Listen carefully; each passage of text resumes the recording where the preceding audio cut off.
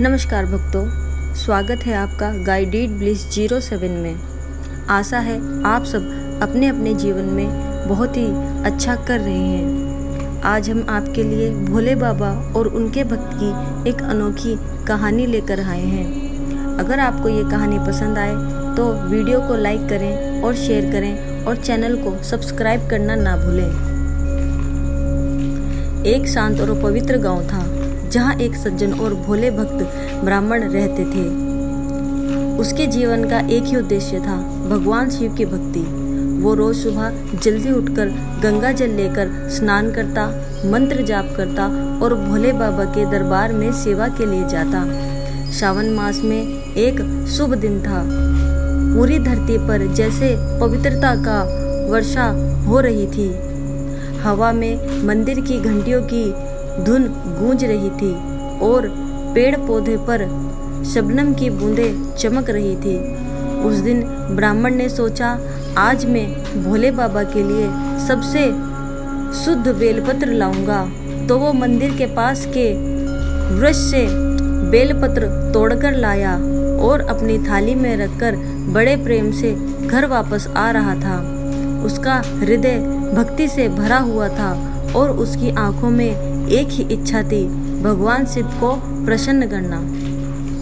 जब वो घर के आंगन में आया तभी एक भूखी बिल्ली चुपके से आई और थाली में रखा बेलपत्र खाने लगी। ब्राह्मण ने देखा तो पहले तो उसके मन में गुस्सा आया। सोचा, ये कैसी बदकिस्मती है, जो पत्र में भोले बाबा के लिए लाया था वो भी खत्म हो गया। लेकिन उसी पल उसके मन के अंदर से आवाज आई, भक्ति का अर्थ है दया और करुणा। उसने अपना गुस्सा शांत कर लिया। वो बिल्ली के पास गया, उससे प्यार से उठाया और उसके लिए दूध लाकर दिया।